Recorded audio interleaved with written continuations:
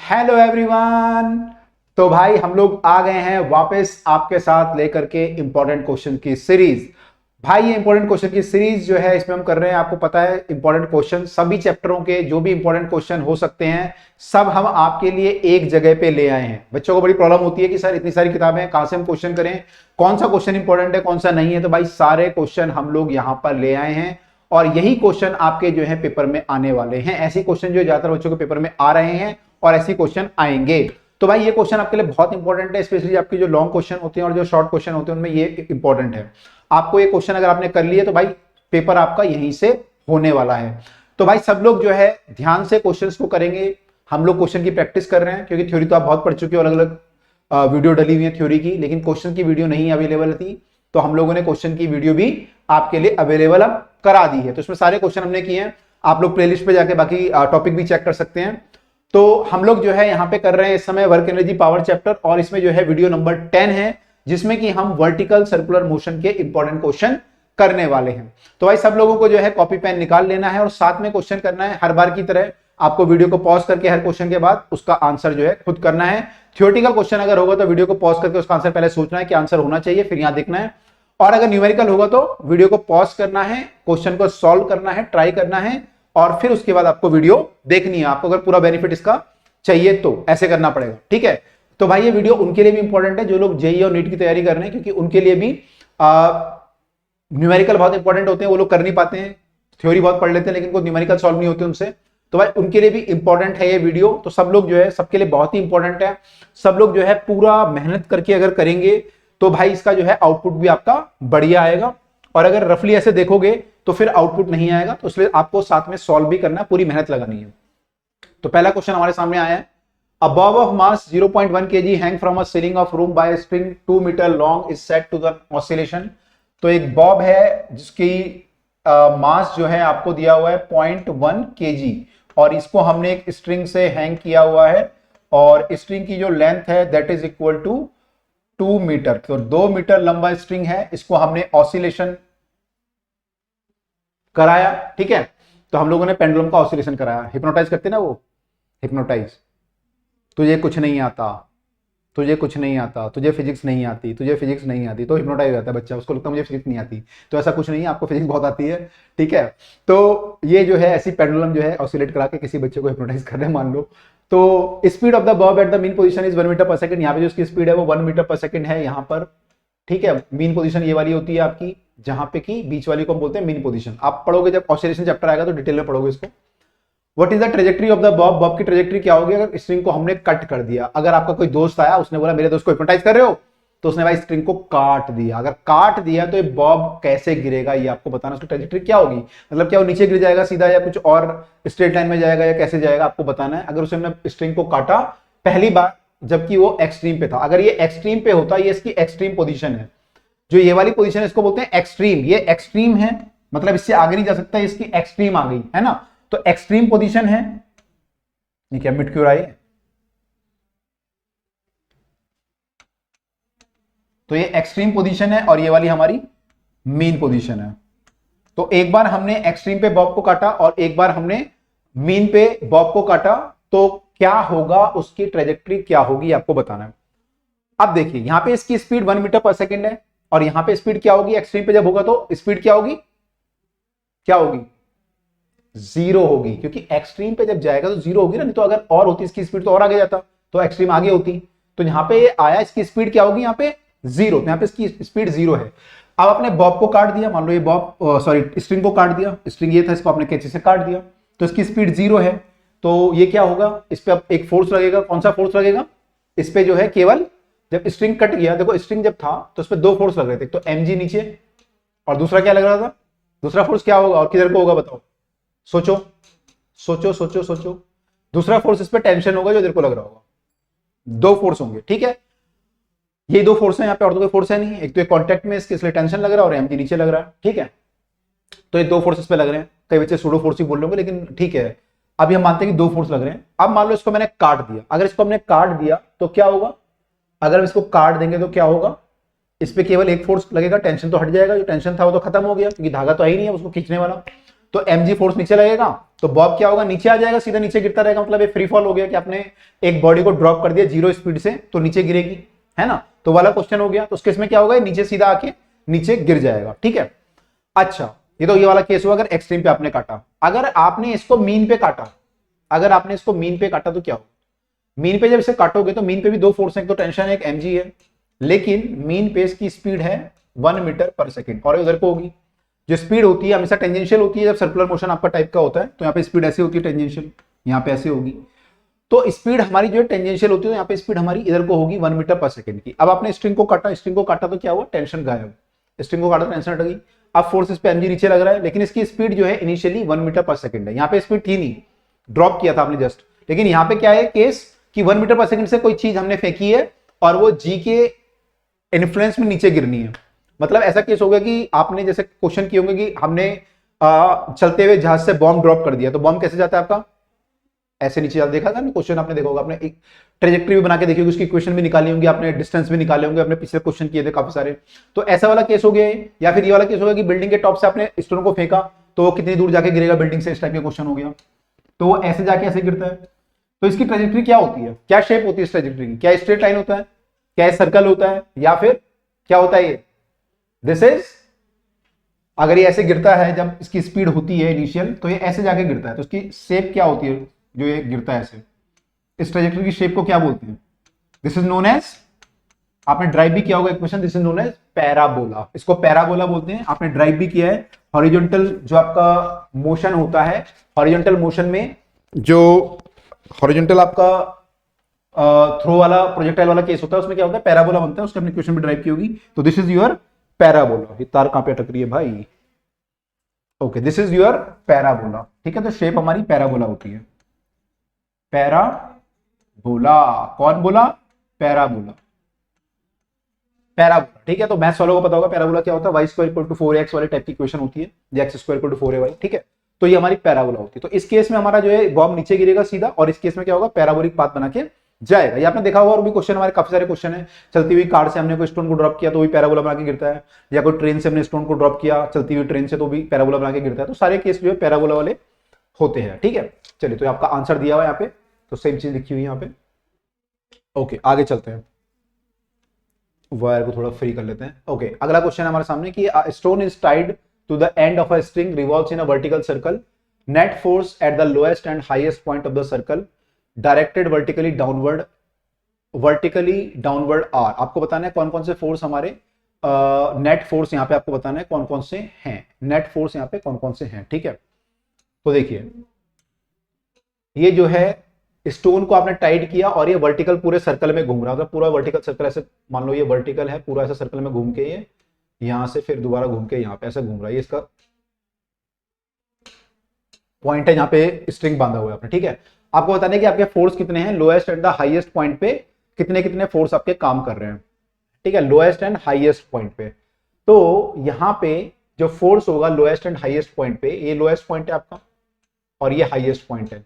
Lowest point पे force क्या होगा आपका, टी ऊपर की तरफ होगा और mg क्या होगा, नीचे की तरफ होगा, टी ऊपर की तरफ और mg नीचे की तरफ को। तो अगर मैं यहाँ पे नेट फोर्स निकालूं तो नेट फोर्स क्या आएगा, नेट फोर्स आएगा यहाँ पे टी माइनस एम जी।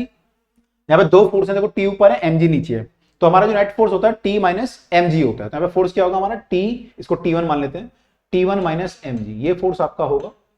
और ये किसके बराबर होगा, अगर मैं लिखना चाहूं तो किसके बराबर होगा, this is equal to mass into acceleration. Force क्या होता है, मास इनटू एक्सेलरेशन। तो क्या लिखेंगे यहाँ पे, मास इनटू कौन सा एक्सेलरेशन होगा, यहाँ पे किस टाइप का एक्सेलरेशन होता है, इस पे होता है हमारा सेंट्रीपिटल एक्सेलरेशन। उसकी वैल्यू क्या होती है, अगर यहाँ पे वेलोसिटी v है तो वैल्यू क्या होगी, v स्क्वायर बाय r। तो जो फोर्स होगा यहाँ पे वो t1 माइनस mg होगा, वो v स्क्वायर बाय r के बराबर होगा, ठीक है। तो ये हमारा यहाँ पे फोर्स आया t माइनस mg, ठीक है, t माइनस mg आया। अब यहाँ पे इन्होंने क्या पूछा था, इन्होंने पूछा था कि वर्टिकल डाउनवर्ड फोर्स कितना है, वर्टिकल फोर्स डाउनवर्ड वाला बताना है। तो डाउनवर्ड वाला कितना हो जाएगा, mg माइनस टी। इन्होंने ये नहीं पूछा नेट फोर्स कितना है, इन्होंने बोला कि वर्टिकल डाउनवर्ड वाला फोर्स बताओ कितना होगा। तो वर्टिकली डाउनवर्ड वाला फोर्स जो है mg माइनस टी हो जाएगा, ठीक है, mg माइनस टी हो जाएगा। तो mg माइनस टी 1 आया। अब बात करते हैं यहाँ पे ऊपर वाले पॉइंट पे, ऊपर वाले पॉइंट पे स्पीड मान लो यहाँ पे v2 है, ये स्पीड v2 है, ये अगर v1 है ये v2 है, ठीक है। तो स्पीड क्या होगी, ये थोड़ा कम होती है, क्योंकि जब पार्टिकल ऊपर जाता है तो उसकी स्पीड घटती जाती है उसकी जो काइनेटिक एनर्जी होती है पोटेंशियल में कन्वर्ट होती है, और यहाँ पे क्या होता है कि पोटेंशियल एनर्जी बहुत ज्यादा हो गई यहाँ पे, तो काइनेटिक एनर्जी काफी कम होती है, इसलिए V2 की वैल्यू कम आती है। ठीक है, तो V2 कम होता है, अलग होता है इससे, V1 अलग होता है, V2 अलग होता है। अब यहाँ पे हम फोर्स देखें तो यहाँ पे T नीचे की तरफ है और mg भी नीचे की तरफ है, दोनों नीचे हैं भाई, स्ट्रिंग भी उसको खींच रहा है और mg भी नीचे खींच रहा है, तो दोनों फोर्स नीचे है, तो नेट फोर्स कितना हो गया T प्लस mg, तो हम लिख सकते हैं T2 प्लस mg, अगर इसको T2 मान लें तो T2 प्लस mg होगा, और यहाँ पे लिखना चाहें तो क्या लिखेंगे, T2 plus mg will be equal to m into a, तो मास इंटू वेलोसिटी का स्क्वायर, जो भी वेलोसिटी आप V1 मानी है V2 मान लो, तो V2 का स्क्वायर बाय r, तो ये आपका T2 का आया। ठीक है, तो यहाँ पे देखो हम थ्योरी भी देख रहे हैं, जो थ्योरी होती है ना चैप्टर की, कई बच्चे बोलते हैं सर मैं पहले थ्योरी पढ़ लेता हूँ पूरी, फिर आपके वीडियो देखूंगा उसके बाद, तो ऐसा कोई जरूरत नहीं है, जितनी थ्योरी रिक्वायरमेंट होती है मैं यहाँ पे भी कवर करता रहता हूँ। एक आधा पॉइंट अगर आपको कोई नया दिखता है तो आप नोट कर लो, इतनी कोई जरूरत नहीं कि आप पूरी थ्योरी पहले जाके पढ़ो फिर न्यूमेरिकल देखो। ठीक है, तो न्यूमेरिकल करते करते आधी फिजिक्स आपको जो आएगी, आधी फिजिक्स जो आपको आएगी वो न्यूमेरिकल करते करते आएगी, आधी से भी ज्यादा। भाई हम लोगों ने फिजिक्स जो पढ़ी है न्यूमेरिकल करते करते पढ़ी है, ज्यादातर जो अच्छे टीचर होते हैं उनको फिजिक्स भाई न्यूमेरिकल करते करते ही आती है, फिजिक्स पढ़ के नहीं आती। आप लोग सोचते हो हम लोग बहुत पढ़ लेंगे तो हमें आ जाएगी फिजिक्स, नहीं आएगी, न्यूमेरिकल करते करते वो समझ में आएगी क्या करना होता है, कैसे करना होता है। ठीक है, तो ध्यान रखिएगा। तो इसलिए न्यूमेरिकल जो है थ्योरी यहाँ पे हम जो बताते हैं उतनी सफिशियंट है, उतनी कर लो न्यूमेरिकल सॉल्व करने के लिए। ठीक है, ओके, तो ये हमारा आ गया, दोनों फोर्स आ गए, बस यही निकालना था हमें, तो फोर्स आ गया हमारे, तो ए ऑप्शन हो गया। ठीक है, तो हमारा आंसर ये आ गया, mg माइनस T1 आया था एक जगह पे हमारा, और एक जगह पे हमारा आया था T प्लस mg। ठीक है, राइट। अगला question, you may have seen in a circus, circus गए आप लोग, आप लोगों के टाइम पे तो अब कम होता है, पहले बहुत सर्कस जाते थे लोग, है ना, तो पहले क्योंकि टीवी वगैरह कम होते थे पहले लोगों के पास, बाकी चीजें, अब तो मोबाइल हो गया, खैर मोबाइल तो पहले थे ही नहीं हमारे टाइम पे जब हम छोटे थे, टीवी वगैरह होते थे कम लोगों पे, तो मनोरंजन के लिए यूजुअली लोग सर्कस जाते थे, अब भी सर्कस चलते हैं लेकिन कम हो गया थोड़ा। तो सर्कस में क्या होता है कि motorcycle driving in a vertical loop, motorcycle वाले करतब दिखाते हैं इसमें, वर्टिकल लूप में जो है मोटरसाइकिल चलाते हैं ऐसे, है ना, मैंने ऐसे घुस जाते हैं इसमें अंदर और फिर ऐसे घूम के पूरा चक्कर काट देते हैं। तो मोटरसाइकिल जो है पूरा वर्टिकल लूप बना के जो है आता है, इनसाइडर इसको बोलते हैं डेथ वेल। ठीक है, मौत का कुआं बोलते थे, मौत का कुआं, है ना, वर्टिकल वाला भी होता है और हॉरिजॉन्टल वाला भी होता है, दोनों तरह के होते हैं मौत के कुएं। तो डेथ वेल है a hollow spherical chamber with hole so that spectator can watch from the outside। तो इसमें जो है बाकी लोग बाहर से देख सकते हैं, ये hollow chamber होता है। Explain clearly why the motorcyclist does not drop down। आपको बताना है कि मोटरसाइकिल नीचे क्यों नहीं गिरती, मोटरसाइकिल वाला नीचे क्यों नहीं गिरता जब वो जो है अपर मोस्ट पॉइंट पे होता है। तो जब भाई बाइक लेके वो जो है या करतब दिखा रहा होता है, जब वो यहाँ पे जो है ऋतिक रोशन बन रहा होता है बाइक लेके ऐसे टॉप पे, और उल्टा हो जाता है टॉप को पूरा, बाइक ऐसे, बाइक कैसे बनाएंगे जो भी है, तो ये आप बैठा होता है आदमी, तो जब बाइक आपकी जो है जब पूरी उल्टी हो जाती है और आदमी भी उल्टा हो जाता है यहाँ पे ऐसे, तो फिर वो नीचे क्यों नहीं गिरता, है ना, जब आदमी यहाँ बैठा हुआ पूरा और ये उल्टा हो गया पूरा, तो नीचे क्यों नहीं गिरता, यहाँ पे नीचे गिर जाना चाहिए इसको, क्यों नहीं गिरता नीचे। Explain clearly why it does not drop down when it is the highest point with no support from the below, और कोई सपोर्ट भी नहीं है इसको नीचे से, तो अगर नीचे क्यों नहीं गिरता, पहली बात। दूसरी बात, कितनी स्पीड इसको मिनिमम यहाँ पे चाहिए होती है, यहाँ पे कितनी स्पीड इसकी मिनिमम होनी चाहिए ताकि ये जो है लूप को कंप्लीट कर ले, और रेडियस ऑफ द चैम्बर जो है आपकी 25 मीटर अगर है, तो आपको बताना है पे स्पीड कितनी होनी चाहिए। ठीक है, रेडियस कितनी है 25 मीटर। ठीक है, तो क्यों नहीं गिरता ये, तो इसका रीजन होता है। रीजन क्या होता है, देखो इसको दो तरीके से समझ सकते हैं, कई बच्चे अब सेंट्रीपिटल और सेंट्रीफ्यूगल में कंफ्यूज होते हैं। तो एक रीजन तो इसका ये होता है कि अगर आप यहाँ पे फोर्स देखो इस पे बाइक वाले पे, तो कौन कौन से फोर्स लग रहे हैं बाइक वाले पे, अगर आप बाइक वाले पे देखें तो एक फोर्स तो नीचे लग रहा है, कौन सा, mg, एक तो mg लग रहा है नीचे, और एक क्या लग रहा है, एक लग रहा है आपका नॉर्मल रिएक्शन, क्योंकि कॉन्टेक्ट में इसके तो नॉर्मल रिएक्शन भी लगेगा। आई होप आपको दिख रहा होगा पेन, कोई और कलर लेते हैं, ये ले लेते हैं, mg और ये नॉर्मल रिएक्शन लग रहा है। ठीक है, उसके अलावा और कोई फोर्स नहीं लग रहा, यही फोर्स लग रहे हैं दोनों। ठीक है, अब ये दोनों फोर्स इसको अगर सेंट्रीपिटल फोर्स प्रोवाइड कर दे, n प्लस mg जो है इसके सेंट्रीपिटल फोर्स के बराबर हो, तो क्या होगा, तो फिर ठीक है, कोई गिरेगा नहीं नीचे। नीचे कब गिरेगा, नीचे तब गिरेगा वो जबकि उसका सेंट्रीपिटल फोर्स उसे प्रोवाइड ना हो रहा। जो सेंट्रीपिटल फोर्स उसे चाहिए घूमने के लिए, किसी भी चीज को सर्कल में घूमने के लिए सेंट्रीपिटल फोर्स चाहिए होता है। वो कभी जो है ग्रेविटेशन फोर्स प्रोवाइड करता है, जैसे अर्थ घूम रहा है सन के चारों तरफ तो ग्रेविटेशन फोर्स प्रोवाइड कर रहा है। कभी आपने धागे को स्ट्रिंग से बांधा तो टेंशन फोर्स उसको प्रोवाइड करता है।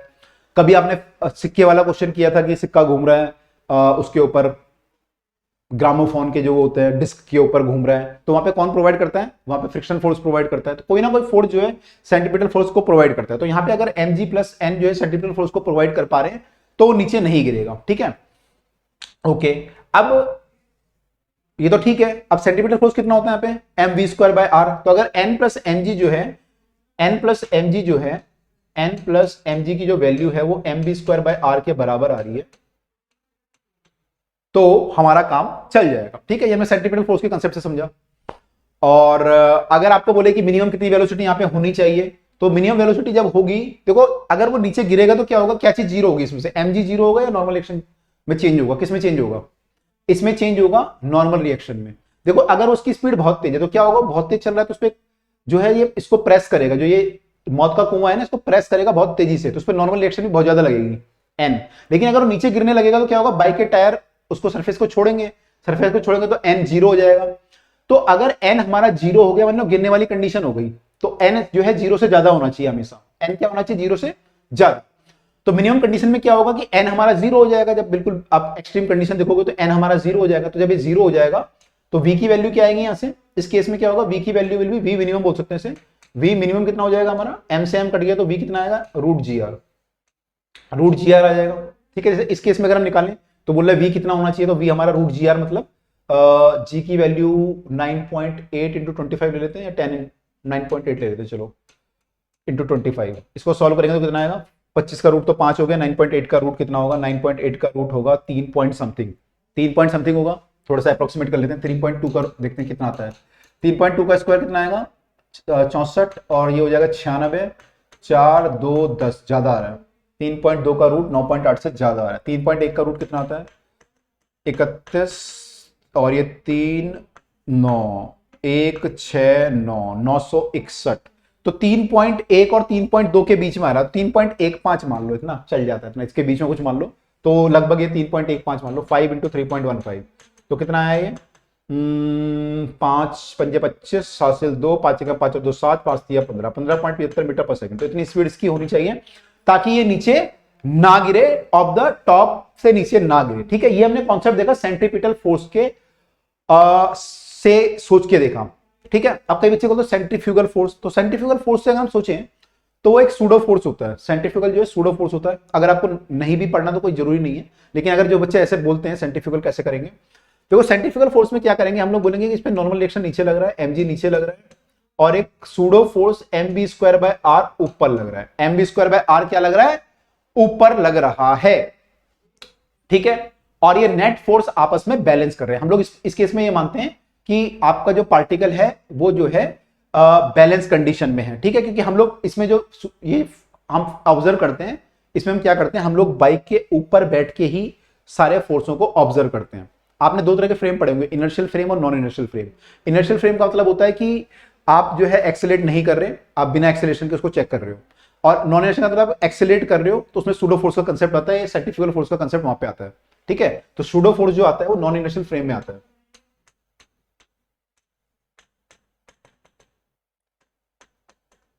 तो अगर आप बाइक पे बैठे हो तो बाइक तो एक्सेलेरेट कर रही है, आप बाइक पे बैठ के इक्वेशन बना रहे हो, तो बाइक पे बैठ के अगर आप इक्वेशन बना रहे हो तो आप जो है एक नॉन इनर्शियल फ्रेम में हो। तो अगर नॉन इनर्शियल फ्रेम में तो सूडो फोर्स लगेगा, सूडो फोर्स कितना लगता है यहाँ पे, M B square by R, मतलब जो सेंट्रीफ्यूगल फोर्स होता है वो लगता है यहाँ पे। और आप बाइक पे बैठे तो आप बोलो यार मैं तो जो है बैलेंस कंडीशन में हूं, ना तो मैं इधर को जा रहा हूं ना मैं इधर को जा रहा हूं, बैलेंस हूं मैं, मेरा एक्सेलरेशन ना तो इधर को हो रहा है ना इधर को हो रहा है, क्योंकि बाइक पे बैठ के देख रहा हूं। तो मेरा जो फोर्स होंगे बैलेंस होंगे, तो फोर्स बैलेंस करोगे तो क्या आएगा, N plus M G equal to M B square by R, क्या आएगा, एन प्लस एम बी, वही क्वेश्चन आ जाएगी same, N plus M G equal to M B square upon में आर। तो सूडो फोर्स के कंसेप्ट से भी सेम इक्वेशन आएगी, वहां पे भी फिर सेम वैल्यू बनेगी। बस दोनों में डिफरेंस क्या है, दोनों में डिफरेंस ये है कि यहां पे हमने जो लिखा है एन प्लस एम जी, ये हमने लिखा है F equal to M A, ये क्या लिखा है हमने, F equal to M A लिखा है, ये ए है एक्चुअली। यहां पे हमने जो इक्वेशन बनाई है, हम सर्कल के सेंटर में बैठ के देख रहे हैं कि ये चीज घूम रही है तो ये एक्सेलरेट कर रही है टुवर्ड द सेंटर, तो इसका एक्सेलरेशन जो है वी स्क्वायर बाय आर है। हमने यहां पे बैठ के इक्वेशन बनाई, तो हमने लिखा F equal to M A. ये जो इक्वेशन हमने बनाई है मोटरसाइकिल के ऊपर बैठ के बनाई है, मोटरसाइकिल के ऊपर हमने बैठ के बनाई, तो हमने क्या बोला, नेट फोर्स जीरो है। तो यहाँ पे हमने जो लिखा है एक्चुअली हमने लिखा है F1 plus F2 equal to F, या F1 इक्वल टू F2 लिखा है। तो ये जो आया है इक्वेशन यही आई है, लेकिन यहाँ पे जो है ये M इंटू ए से आया है, और ये कहां से आया है, ये आया है F2 से, ये F2 सूडो फोर्स है। तो F1 इक्वल टू F2 हमने लगाया यहाँ पे, वहां से ये आया है। ठीक है, तो जिनको समझ में आ गया ठीक है, नहीं अगर आया तो ये कंपटीशन की चीजें हैं, उनको हम वहां पे डिटेल में पढ़ते हैं। अभी जो है इतना समझ लो कि ऐसे करके हम लोग सेंट्रीपिटल फोर्स से भी चीजें निकाल सकते हैं। ठीक है, चलिए इसको कभी डिटेल में देखेंगे हम लोग, टाइम मिलेगा तो। आंसर चेक कर लेते हैं एक बार। हमारा 15.75 मीटर आया है। तो ये इन्होंने लिखा है कि ऐसा ऐसा होता है, फोर्स लगता है सेंट्रीपिटल फोर्स से, और ये इक्वेशन सॉल्व की है। तो फाइनली इनका आंसर भी 15 पॉइंट, देखो हमारा भी उतना ही आया था लगभग, इनका 15.8 आया है, हमारा कितना आया था 15.75। तो ठीक है, इतना चली जाएगा, राइट। तो देखो अप्रोक्सीमेशन जो है कर सकते हो, थोड़ा सा अगर दिमाग लगाओगे ना तो कर सकते हो, ठीक है। ये बेईमानी नहीं है, ये जो है तरीका है करने का, राइट। हम कई बार, आप ये मत बोलना कि सर को रूट निकालना नहीं आता, मेरे को रूट निकालना भी आता है ना। अगर आप किसी दिन हम रूट भी निकालेंगे आराम से फुर्सत में, तब बताऊंगा रूट कैसे निकालते हैं, स्क्वायर रूट, ठीक है। हमारे टाइम पे का रूट निकालना जो 6 क्लास में सिखाया जाता है, 6-7 में हमने रूट निकालना सीख, या 8 क्लास में सीखा होगा शायद रूट निकालना, कभी फुर्सत में डिस्कस करेंगे। तो मैं यूजुअली रूट निकालता नहीं हूं, ऐसे करके आपको बताता हूं, क्योंकि आप लोगों को नहीं आता रूट निकालना, तो मैं क्या करूं। Why does the water from the bucket not fall even when the, अगर मान लो आप बाल्टी लेके यूं घुमा रहे हो तो बाल्टी से भी पानी नहीं गिरता, जब वो वर्टिकल सर्कल के टॉप पे होती है तो पानी नीचे क्यों नहीं गिरता है। ऐसा करके देखा आपने, देखना, लेकिन आपको तेजी से घुमाना पड़ेगा। कम स्पीड से अगर घुमाओगे तो क्या होगा, पानी नीचे गिर जाएगा, भीग जाओगे, नहा जाओगे, ठीक है, नहा जाओगे आप। तो तेज स्पीड से जब चलते हो तो क्या होता है, वो जो है आपको वही होता है फिर दोबारा, जो हमने पीछे अभी मोटरसाइकिल वाले केस में देखा है कि उसका जो सेंट्रीफ्यूगल फोर्स होता है उसके वेट को बैलेंस कर देगा। पानी का बैलेंस वेट नीचे को mg लगेगा और सेंट्रीफ्यूगल फोर्स ऊपर को mv²/r लगेगा, ये दोनों आपस में बैलेंस कर देते हैं, तो इसलिए वो पानी नीचे नहीं गिरता है, ठीक है। तो अगर v हमारा काफी ज्यादा है तो mg को बैलेंस कर देता है, तो v अगर आपका तेज आप घुमा रहे हो तो पानी नीचे नहीं गिरता है, पानी नीचे नहीं गिरता है, ठीक है। ओके, अगला क्वेश्चन देखिए। A plane describe a vertical circle while looping, तो प्लेन ने ऐसा वर्टिकल सर्कल लिया, जूम, तो इसका रेडियस आपको बताना है कितना होगा अगर velocity of the plane at the lowest point is 50 metre per second. तो यहां पे इसकी जो स्पीड है नीचे पॉइंट पे वो कितनी है, 50 मीटर पर सेकंड अगर स्पीड है, तो आपको बताना है इसका रेडियस कितना होना चाहिए ताकि ये पूरा वर्टिकल सर्कल ले पाए। तो आपको बताना है यहाँ पे इसकी स्पीड कितनी होगी, ठीक है। तो जनाब यहां पे हमें स्पीड निकालने के लिए, देखो इसका डेरिवेशन भी है, वैसे तो मैं थोड़ा सा ब्रीफ आपको बताता हूं, यहाँ पे हम लोग डेरिवेशन में देखेंगे इसका डेरिवेशन कैसे करते हैं। यहां पे जो है हमने यहां पे चेक की थी स्पीड कितनी होनी चाहिए हमारी। देखो यहां पे जब पार्टिकल आता है तो उसका mg नीचे लग रहा होता है, और वो उसको अगर हम सेंटीमीटर के कंसेप्ट से देखें तो mg हमें सेंटीमीटर फोर्स प्रोवाइड कर रहा होता है, तो mg इक्वल टू mv²/r के बराबर होता है, ठीक है। सेंटीमीटर फोर्स प्रोवाइड कर रहा है, और तो कोई फोर्स है नहीं, यहाँ पे जहाज घूम रहा है तो जहाज में कोई टेंशन वेंशन तो है नहीं, धागे से थोड़ी बांधा जहाज को जो घुमा रहे हैं, तो यहाँ पे कोई ऐसा तो है नहीं। तो ये mg फोर्स जो mv²/r के बराबर होगा, तो यहाँ पे m की वैल्यू, सॉरी v की वैल्यू कितनी आएगी, √gr। तो यहाँ पे जो वेलोसिटी रिक्वायर्ड होती है वो √gr होती है, इसका डेरिवेशन भी है, ठीक है। तो हमने आपको ड्राइव करके दिखा दिया वैसे कैसे कैसे करते हैं, ये डेरिवेशन है, ठीक है। तो यहाँ पे वेलोसिटी कम से कम कितनी होनी चाहिए, √gr होनी चाहिए, तो ये गिरेगा नहीं नीचे। अच्छा, अब अगर यहाँ पे √gr है तो यहाँ पे कितनी होनी चाहिए, क्योंकि आपको तो यहाँ पे निकालनी है 50 मीटर पर सेकंड, तो यहाँ पे दी हुई है। तो यहाँ पे निकालने के लिए हम क्या कर सकते हैं, कंजर्वेशन ऑफ एनर्जी लगाते हैं हम लोग। कंजर्वेशन ऑफ एनर्जी से हम लोग प्रूव करते हैं कि यहाँ पे स्पीड कितनी होनी चाहिए। मान लो यहाँ पे स्पीड हमारी v' होनी चाहिए, ठीक है। तो यहाँ पे जो एनर्जी होगी उसके बराबर होगी कंजर्वेशन ऑफ एनर्जी। तो यहाँ पे एनर्जी क्या होगी, potential energy plus kinetic, potential हो जाएगी mgh, h कितना होगा, ये यहाँ से यहाँ तक अगर हम h देखें तो कितना होगा, r + r 2r, तो mgh प्लस काइनेटिक एनर्जी कितनी यहाँ पे, हाफ mv², v कितना है √gr, तो ये आई kinetic energy top most point पे। अब यहाँ नीचे वाले पॉइंट पे लिखते हैं तो कितनी आएगी, mgs तो 0 हो जाएगा यहाँ पे, क्योंकि हमने इसको रेफरेंस माना है, तो ये h यहाँ पे 2r था, तो mgs तो 0 हो गया। यहाँ पे काइनेटिक एनर्जी होगी केवल हाफ mv' का स्क्वायर। अब हमें v' निकालना है, v' कितना होगा, सॉल्व करते हैं। ये mgr आया था, ये कितना आया था, ये भी gr आ जाएगा, तो हाफ mgr प्लस 2 mgr, यानी कि एलसीएम लेंगे तो mg कॉमन ले लेते हैं, r भी बाहर ले लेते हैं, 2 + हाफ बचेगा यहाँ पे, और यहाँ पे बचेगा हाफ mv' का स्क्वायर। इसको सॉल्व करेंगे अगर तो 2 दूनी 4 और 1 5/2 आ जाएगा। ये mgr equal to half mv' का स्क्वायर, m से m उड़ा दो, हाफ से हाफ उड़ा दो, तो 5gr आ रहा है इक्वल टू v' का स्क्वायर। तो v' कितना आता है, ये v' हमारा आता है √5gr। तो ये डेरिवेशन है, मैंने आपको डेरिवेशन करके दिखा दिया, पूरा डेरिवेशन करके दिखा दिया भाई, ऐसे करना होता है, बस यही करना होता है। तो यहाँ पे जो स्पीड हमारी होनी चाहिए, कंजर्वेशन ऑफ स्पीड से हमने एनर्जी से हमने निकाल लिया कि नीचे जो पॉइंट पे स्पीड, अगर यहाँ पे √gr है तो यहाँ पे स्पीड कितनी होनी चाहिए, कम से कम √5gr हमारी होनी चाहिए। तो यानी कि जो स्पीड है 50 मीटर पर सेकंड, ये किसके बराबर होगी, √5gr। तो √5gr जो होगी वो यहाँ पे 50 मीटर आपको दे रखी है, और आपको निकालना क्या है, यहाँ पे रेडियस ऑफ द सर्कल निकालना है जिसपे वो घूम रहा है। तो ऐसे सॉल्व करेंगे तो इसको स्क्वायर कर लो, तो ये हो जाएगा 50 × 50 इक्वल टू 5 GR, तो 5 इंटू जी को 10 मान लेते हैं, आर हमें निकालना है। तो ये 5 10 जा 50, 50 से 50 कट गया, तो आर कितना है 15 मीटर, तो अप्रोक्सीमेटली 50 मीटर आएगा। 9.8 हमने ले लिया है, तो हमारा आंसर जो आ रहा है कितना आ रहा है 50 मीटर जो है होना चाहिए हमारा जो है रेडियस ऑफ द लूप, इतना ही जो है प्लेन कर पाएगा। अगर इसकी स्पीड और ज्यादा होती तो और बड़ा लूप बना सकता था, लेकिन स्पीड अगर इतनी है तो 50 मीटर का लूप ये बना लेगा आराम से, ठीक है। तो जूम करके जाओगे ना तो 50 मीटर का लूप बना लेगा, ठीक है। चलिए अगला क्वेश्चन, ये थोड़ा सा कॉम्प्लेक्स है, थोड़ा सोचने वाला क्वेश्चन है। Thin circular wire of radius R rotate about its vertical diameter with an angular frequency omega. ये जो है एक वर्टिकल डायमीटर के अबाउट, मतलब इस डायमीटर के अबाउट इसको घुमाया जा रहा है गोल गोल ऐसे ऐसे करके, है ना, ओमेगा से घूम रहा है। Show that the small Beed, यहां पे एक स्मॉल बीड है, बीड मतलब होता है दाना, जैसे माला के दाने होते हैं उसको बीड बोलते हैं, वो यहां पर है। और ये जो है लोएस्ट पॉइंट पे रहेगा, आपको प्रूव करना है कि लोएस्ट पॉइंट पे रहेगा। अगर आपका ओमेगा जो है √GR से कम होगा तो ये नीचे के पॉइंट पे रहेगा, अदरवाइज ये ऊपर आ सकता है। ये आपको बताना है, और आपको फिर अगले केस में बताना है what is the angle made by the radius vector joining the centre to the bead with the vertical down direction for omega equal. फिर अगला केस है, फिर बाद में देखेंगे। पहले देखते हैं बोल क्या रहा है, कर क्या रहा है, भाई समझ में नहीं आ रहा है बोल क्या रहा है। ये कह रहा है कि ये सर्कल है, ये घूम रहा है और ये घूम रहा है, तो बीड जो है ऊपर भी आ सकता है बीड। अच्छा, तो कह रहा है बीड को नीचे रहना, लेकिन तो इस पे देखते हैं ये ऊपर क्यों आ रहा है, कौन सा फोर्स इस पे लग रहा है, क्यों इसको ऊपर ला रहा है। तो बीड पे फोर्स देखते हैं कौन कौन से फोर्स लग रहे होंगे बीड पे। तो कौन कौन से फोर्स आपको दिख रहे हैं यहाँ पे, मैं आपको हिंट देता हूं। यहाँ पे जो है 3 फोर्स लग रहे होंगे कम से कम। कौन कौन से लग रहे होंगे, तो एक तो सबको दिख रहा होगा पहले, mg नीचे, mg तो लगेगा लगेगा। दूसरा फोर्स क्या होगा, दूसरा फोर्स जो है वायर पे normal reaction, wire normal reaction लगा रही होगी इसके सेंटर की तरफ को, तो एक फोर्स हमारा इधर को लग रहा होगा नॉर्मल रिएक्शन के बराबर, ठीक है। एक ही हो गया, एक ही हो गया। अच्छा जी, और क्या होगा, और क्या होगा, तो ये 2 फोर्सेस हो गया। तीसरा फोर्स क्या होगा, तीसरा फोर्स हमारा हम कर सकते हैं, मान सकते हैं सेंट्रीफ्यूगल फोर्स, ठीक है, mv²/r। तो कई बार हम लोग सेंट्रीफ्यूगल फोर्स से इजीली कर लेते हैं, तो मान लो उसको हम mv²/r मान लेते हैं। 3 फोर्स यहां पे लग रहे हैं, 3 फोर्स लग रहे हैं। अब बीड जो है ऊपर जाएगा या नीचे जाएगा, किस पे डिपेंड करेगा कि ऊपर वाला फोर्स है या नहीं है, उसको ऊपर जो ले जा रहा है वो फोर्स है या नहीं है। तो देखो ऊपर कौन सा फोर्स ले जाएगा, ये तो ले नहीं जाएगा, ये तो नॉर्मल रिएक्शन है, तो इसको इधर को खींच रहा है, तो ये बीड इसको तोड़ के तो आएगा नहीं ऊपर, रिंग को तोड़ के।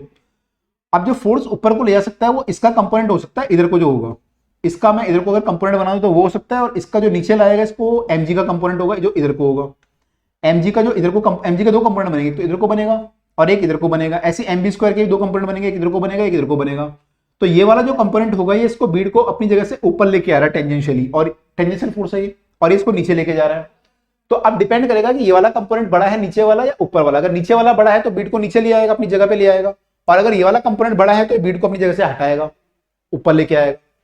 तो आपको कंपोनेंट देखने कितने कितने यहाँ पे बन रहे हैं, mv²/r के और mg के। तो पहले एंगल देखते हैं, यहाँ पे एंगल अगर थीटा माना है हमने, अगर ये एंगल हमारा थीटा है तो वी कैन से दैट कि ये थीटा है, तो ये भी थीटा है, ये भी थीटा हो जाएगा फिर, क्योंकि ये एंगल और ये एंगल सेम होंगे हमारे, पैरेलल लाइन है ऐसे, ऐसे वाला ना ये, तो ये एंगल अगर थीटा है तो ये भी थीटा होगा।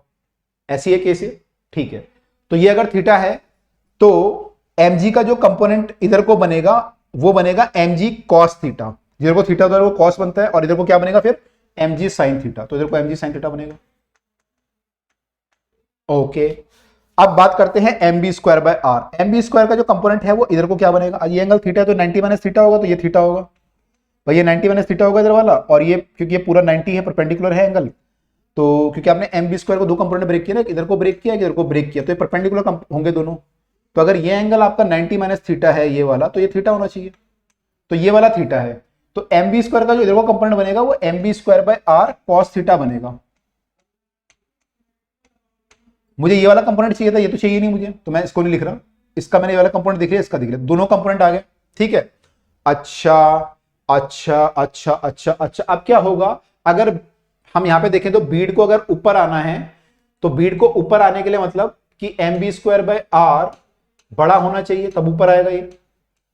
अगर mv²/r cos थीटा बड़ा है तो ऊपर आएगा, और mg sin थीटा बड़ा है तो फिर ये ऊपर नहीं आएगा, अपनी जगह पे नीचे चला जाएगा, ठीक है। तो हमें क्या प्रूव करना है कि show that the bead remain in the lowest mode point for omega equal to this. तो हमें देखना है कि नीचे कब रहेगा, तो नीचे तब रहेगा जब ये फोर्स बड़ा हो। अगर ये वाला फोर्स बड़ा है तो इसको क्या करेगा, वापस ले आएगा अपनी जगह पे, यहां तक ले आएगा। Okay okay okay. अब देखिए यहां पे, अच्छा हमने एम बी स्क्वायर बाय लिखा है, ओमेगा की फॉर्म में चाहिए हमें, तो हम एम ओमेगा स्क्वायर आर कर लेते हैं इसको, एम ओमेगा स्क्वायर आर ये कर लेते हैं। ठीक है, ये होना चाहिए कंडीशन। ओके, अब देखिए यहां पे अगर हम यहां पे एक चीज देखें, इसने बोला कि फॉर लोएस्ट मोड पॉइंट के लिए ओमेगा जो है लेस देन रूट जी आर होना चाहिए। Okay okay okay. हाँ, तो यहां पे मैं ये बोल रहा था आपको कि अगर हम देखें यहां पे कि आर का जो वैल्यू है, यहां पे आर क्या होगा एक्चुअली, देखो यहां पे दो आर है, एक आर तो ये वाला है, और जो हमारा सेंटीपिटल फोर्स लग रहा होगा वो किसके कारण लग रहा होगा, इसके कारण, ये जो ये वाला आर होगा, क्योंकि देखो इसके अबाउट घूम रहा है, तो सर्कल जो घूम रहा है, ये जो ये बीड है इसका सर्कल जो घूम रहा होगा इसके चारों तरफ, वो कितने रेडियस में घूम रहा है, वो स्मॉल आर रेडियस में घूम रहा है। तो यहाँ पे हमने जो आर रखा है वो ये वाला आर रखा है, लेकिन क्वेश्चन में जो आर दिया हुआ है ये वाला आर दिया हुआ है, तो हमें इनमें रिलेशन चाहिए अब। तो ये एंगल हमने थीटा माना है, तो ये आपका अगर आर है ये थीटा है, तो ये आर कॉस थीटा आ जाएगा और ये आर साइन थीटा आ जाएगा, यानी जो आर है that is R sine theta. R क्या है, आर साइन थीटा है, आर हमारा आर साइन थीटा है। ओके, तो यानी कि जो आर साइन थीटा है that is equal to R, यही बात है, sorry R cos theta equal to R ये होगा, और आर साइन थीटा गलत लिख दिया, उल्टा लिख दिया। आप चाहो तो cos theta equal to perpendicular जो भी होता है sine theta perpendicular by hypotenuse करके भी कर सकते हो, या कॉस थीटा करके कर सकते हो। तो मैं डायरेक्ट आर का जो ये वाला कंपोनेंट होगा आर कॉस थीटा होगा, ये वाला आर साइन थीटा होगा, यानी कि R equal to R sine theta, R equal to क्या होगा, आर साइन थीटा। तो आर साइन थीटा जो है आर है, तो यहां पे हम क्या लिख सकते हैं कि R by sine theta equal to capital R, small R by sine theta equal to capital R होगा, यानी स्मॉल आर अपॉन में साइन थीटा जब हम करेंगे तो कैपिटल आर आ जाएगा। तो इसको लिख सकते हैं ओमेगा आर अपॉन में साइन थीटा, और ये कॉस थीटा आ गया, should be less than equal to g, should be less than equal to g. अब इसको हम क्या लिख सकते हैं कि this implies that omega square into are cos theta should be equal to less than equal to g. तो ये हमारा होना चाहिए, ठीक है। तो यहां पे जो आर का वैल्यू आना चाहिए वो कितना आना चाहिए, हमें क्या निकालना है, ओमेगा का value. Omega should be less than कितना होना चाहिए, ओमेगा हो जाएगा यहां से omega square R cos theta equal to क्या आया था हमारा, लेस देन जी आया था। तो यहां से हमारा जो आर होना चाहिए, सॉरी ओमेगा होना चाहिए, वो हो जाएगा g by r cos theta, g by r cos theta से कम होना चाहिए, ओमेगा का वैल्यू कम होना चाहिए, लेस देन। तो यहां पर ये कंडीशन आ रही है, right, omega should be less then this. अब ये बोला लोअर मोस्ट पॉइंट, तो लोअर मोस्ट पॉइंट पे थीटा की वैल्यू कितनी होगी, ये थीटा जो होगा जब बीड यहां पे होगा थीटा कितना होगा, थीटा विल बी कितना होगा, अगर ये यहां पे होता तो 90 होता थीटा, यहां पे आएगा तो थीटा कितना हो जाएगा, ये 0, थीटा 0 होगा तो कॉस थीटा कितना हो जाएगा, कॉस 0 कितना होता है 1। तो for lowest most point, for lower most point, for bead to remain at lower most point, bead to be at lower most point theta equal to 0, this implies that cos theta equal to 1 and this implies that omega should be less than root g by r। यही prove करना था हमें, omega should be less than root G by R, हमने prove कर दिया, less than और equal to होना चाहिए, ठीक है, ठीक है। तो ये कंडीशन आ गई। ओके, अब ये बोल रहा है कि अगर ये ओमेगा हमारा जो है रूट 2gr के बराबर हो तो एंगल कितना होगा, what is the angle made by the radius vector joining the center of the bead for omega less than equal to root 2gr, g by r। तो मैं ओमेगा को अगर 2g by r पुट करूं तो angle कितना होगा, तो इस वाली इक्वेशन को यूज करते हैं हम लोग। हमने क्या प्रूव किया था, ये प्रूव किया था, ये होता है। तो हम अगर मान लें कि ओमेगा हमारा, if omega is root 2g upon r, तो दिस इंप्लाइज दैट यहां से क्या आ जाएगा कि ओमेगा स्क्वायर की जगह आ जाएगा 2g by r का स्क्वायर, यहां से कर रहा हूं मैं, into are cos theta equal to G, equal to less than मान लो, ये आ गया, ठीक है। अच्छा, तो इसको प्रूफ सॉल्व करेंगे तो कितना आएगा, 2g by R, R cos theta, G R से आर गया, जी से जी गया, तो कॉस थीटा कितना है, लेस देन 1/2, और ये कितना होता है 1/2 कितना होता है, थीटा कॉस 60 होता है मेरे ख्याल से, तो ये लेस देन थीटा जो है हमारा cos theta less than cos 60 है, यानी कि थीटा जो है लेस देन कितना होना चाहिए 60 डिग्री। तो अगर हमारा ओमेगा इससे कम है तो थीटा हमारा 60 डिग्री से कम होगा। तो यही प्रूव करना था हमें। हमें क्या प्रूव करना था कि व्हाट इज द एंगल। तो एंगल क्या होगा इस केस में? इस केस में हमारा एंगल जो 60 से कम होगा, 60 से कम होगा। ठीक है, और यहाँ पे क्या लिखा है? Neglect the friction. भाई यहाँ पे फ्रिक्शन नहीं आया, शुक्र मनाओ, यहाँ पे फ्रिक्शन नहीं आया। अगर फ्रिक्शन होता ना तो भाई एक और फोर्स आपको लगाना पड़ता, फ्रिक्शन फोर्स। अगर बीडीजर को ज्यादा फ्रिक्शन नीचे को लगता, म्यू एन के बराबर, एन की वैल्यू आपको निकालनी पड़ती है। एन की वैल्यू निकालने के लिए एन इक्वल टू ये कंपोनेंट करने पड़ते, बहुत मुश्किल हो जाता। तो अभी जो है अच्छी बात है कि thank God friction is not there. ठीक है, तो हमारा जो आंसर आया है ये आ गया हमारा, और कॉस थीटा ये आया था इनका, तो थीटा इक्वल टू 60 आ गया था उस वाले केस के लिए। ठीक है, ओके। तो ये हमारा जो है एक और क्वेश्चन, लास्ट क्वेश्चन है इसका टॉपिक का। तो इसमें लिखा है कि bob of pendulum is release from the horizontal position A as shown in the figure. यहाँ पे फिगर नहीं बना था, मैं फिगर दिखाता हूँ। आई थिंक आंसर में फिगर दिया हुआ है, तो ये फिगर दिया हुआ है, ऐसा फिगर है यहाँ पे। तो ये बॉब जो है हमारा release from a horizontal position, ऐसे इसको छोड़ा गया यहां से, as shown in the figure. तो if the length of the pendulum is 1.5 metre, what speed with it bob arrive the lowest point. तो यहां पे जब बॉब पहुंचेगा यहां से घूम के यूं, तो ये कितनी स्पीड से यहां पहुंचेगा, v आपको बताना है, v कितना होगा इसका। ठीक है, जब ये नीचे पहुंचेगा तो। और पेंडुलम की लेंथ तो वही है 1.5 मीटर है, ये भी 1.5 हो जाएगा। ठीक है, what is the speed with it arrive the lowest point given that 5% energy dissipated in the air resistance. Energy इसकी जो है लॉस हो जाती है, इसकी एनर्जी कंजर्व नहीं रहती है, लॉस हो जाती है। ओके ओके, सोचते हैं। तो मान लो एनर्जी लॉस ना होती तो क्या करते आप? आप बोलते हैं कि यहाँ पे जो एनर्जी होगी यहाँ के बराबर होगी, कंजर्वेशन एनर्जी लगाते हैं यहाँ पे। तो कंजर्वेशन एनर्जी लगाओगे तो यहाँ की एनर्जी यहाँ के बराबर है। यहाँ पे कौन सी एनर्जी होगी? मान लो मैं इसको रेफरेंस पॉइंट मान लेता हूँ, तो यहाँ पे कौन सी एनर्जी होगी? एक तो पोटेंशियल एनर्जी होगी इसमें mgh, और काइनेटिक एनर्जी तो जीरो होगी क्योंकि हमने रिलीज किया है।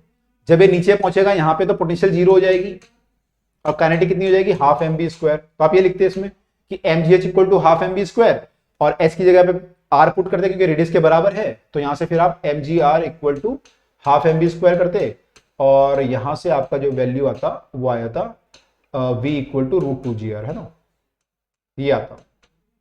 ठीक है, ये आता अगर आपका एनर्जी लॉस नहीं होता। अब मान लो एनर्जी का लॉस हो रहा है, तो अगर एनर्जी का लॉस हो रहा है तो क्या होगा? जो टॉप मोस्ट पॉइंट की एनर्जी है, टॉप मोस्ट पॉइंट पे ये एनर्जी थी, इसका 5% लॉस हो गया। कितना लॉस हुआ? 5%। तो कितना बचा? बचा कितना? 95%। तो ये जो एनर्जी है लोअर पॉइंट पे वो कितनी होगी? इसका 95% होगी। यानी कि इक्वेशन क्या बन जाएगी आपकी? 95% ऑफ दिस एनर्जी, यानी कि mgh या r equal to half mv square. यही होगा जो लोअर पॉइंट पे एनर्जी होगी, ये वाली, इसकी ऊपर वाले की 95% होगी। तो यहां से आगे बस यही सॉल्व करना है हमें। अब सॉल्व करेंगे तो क्या आएगा? m से m कट गया, v कितना आएगा? तो v हमारा 2 से इसे भी काट दो तो 95/50 आ गया, ये 2 से कटोगे तो 50 कट जाएगा। ये gr, उसका फिर रूट भी लेना पड़ेगा, ये आया। ठीक है, अब 5 से और काट सकते हो, 5 से काटोगे तो 19/10 आ जाएगा, gr इक्वल टू v। ठीक है, 19/10, तो इतना आ रहा है। अगर आप इसको सॉल्व करना चाहो रूट को, तो 1.9 का रूट निकालना पड़ेगा आपको, ये करना पड़ेगा। 2 से काटा 95 आया, 50 आया, 5 से काटा तो 19/10 आया, right, √gr। Okay okay okay, तो 1.9 का रूट हमें निकालना है, 1.9 का रूट हमें निकालना है। तो 1.9 का रूट कैसे निकालोगे? 1.9 मतलब अगर मैं 12 देखूं, 12 12 144, 13 13 169, 14 14 196, 14 का रूट जो है 14 का स्क्वायर 1.96 होता है। 14 थोड़ा कम आएगा तो 13 पॉइंट समथिंग मान लो, 1.38 मान लो यार, रफली छोड़ो तो लगभग मान लेते हैं 1.38 gr के आसपास ये वैल्यू आएगी, है ना, रफली। आंसर चेक कर लेते हैं। गलत आ रहा आंसर हमारा, कुछ गलत है। अच्छा, वैल्यू दी हुई यहाँ पे, वैल्यू दी हुई है यहाँ पे। r की वैल्यू कितनी है? 1.5, वैल्यू पुट कर लेते हैं 1.5, 19/10। अच्छा, पूरा सॉल्व करना पड़ेगा। g की वैल्यू कितनी दी हुई है? 10 मान लेते हैं, 10 मान लेते हैं, तो कितना आएगा? ये आ जाएगा हमारा 15 इंटू 10, 10 से 10 काट लेते हैं, तो कितना आया? 19 इंटू 1.5 का रूट, 19 इंटू 1.5 का रूट चाहिए। अब थोड़ा और तुक्का मारना पड़ेगा। 19 इंटू 1.5 का रूट, 19 था ना वो, हाँ, 19 इंटू 1.5 कितना हो गया? पहले तो 1.5 कितना हो गया? ये 5 में 45, 4 5 कम 5 4 9, 19 5 18 2, 285 आया, और डेसिबल लगेगा इसके बाद। 28.5 का रूट चाहिए, 28.5 का रूट। 28.5 का रूट कितना होगा? 5 का 25 होता है, 5 5 25, अगर हम 5.2 ट्राई करते हैं, 5.2 का स्क्वायर कितना होगा? 2 दूनी 4, 2 पंजे 10, 5 करेंगे तो 5 दूनी 10, हासिल 1, 5 पंजे 25 और 26, 4, ये कितना आया? ये आया 0, ये आया 7, ये आया 27, हमारा कितना आ रहा था? 28, तो कम है। तो 5.3 ट्राई करते हैं। 5.3 कहाँ पे ट्राई करूं मैं? जगह ही नहीं है, यहाँ पे ट्राई करता हूँ अगले पेज पे। 5.3 अगर मैं ट्राई करूं, 5.3 का स्क्वायर कितना आएगा? 3 तिया 9, 3 पंजे 15, शॉर्टकट बता रहा हूँ आपको, 5 पंजे 25, 5 तिया 15, हासिल 1, 5 पंजे 25, 26, 9, 10, 7, 8 आएगा इनफैक्ट 28.09, 28.09 आ रहा है। हमें कितना चाहिए? हमें चाहिए 28.5, यानी 5.3 से भी थोड़ा सा ज्यादा आएगा, तो लगभग जो है 5.3 बोल सकते हो। 5.3 metre per second should be the final answer. यहाँ पे कितना आंसर दिया हुआ है? 5.3 आ रहा है हमारा, लगभग वही है 5.258। ठीक है, इन्होंने जी का वैल्यू 9.8 लिया सर, तो 5.3 इज द राइट आंसर। हम कर सकते हैं 5.3 ले सकते हैं। ओके, तो भाई आई होप यहां पे आप लोगों को क्लियर हुआ होगा कि वर्टिकल सर्कुलर मोशन में कैसे कैसे कंजर्वेशन ऑफ एनर्जी लगती है, लोएस्ट पॉइंट पे स्पीड क्या होती है, अपर पॉइंट पे स्पीड क्या होती है, सेंट्रीपिटल सेंट्रीफ्यूगल फोर्स में क्या कैसे कैसे हम लोग लगाते हैं, कैसे उसको अप्लाई करते हैं, डायरेक्शन क्या होती है, टेंशन की डायरेक्शन क्या लेते हैं। तो वो सब चीजें आपको थोड़ा थोड़ा क्लियर हुई होंगी यहाँ पे कि हम लोग कैसे कैसे करते हैं। तो इस वीडियो को एक बार दोबारा देखिएगा, क्वेश्चन को खुद से सॉल्व करिएगा अगर आपने खुद से नहीं किए हैं, और भाई प्रैक्टिस आपको करनी है जम के। ठीक है, तो भाई ये इंपॉर्टेंट क्वेश्चन हमने किए इस वीडियो में। इसके अब जो है इसके डेरिवेशन बाकी हैं, वो हम अगली वीडियो में इसको करेंगे, जो इसके चैप्टर के डेरिवेशन हैं उसके लिए हम आपको मिलेंगे अगली वीडियो में। तो भाई बाकी वीडियो देखने के लिए आप लोग प्लेलिस्ट पे या फिर आई बटन पे क्लिक करें और वहां पे जाके बाकी वीडियो देख सकते हैं। तो हम मिलते हैं आपसे अगली वीडियो में नए कंसेप्ट के साथ, नए टॉपिक के साथ। Till then bye and take care. पढ़ते रहो, आगे बढ़ते रहो। Bye all.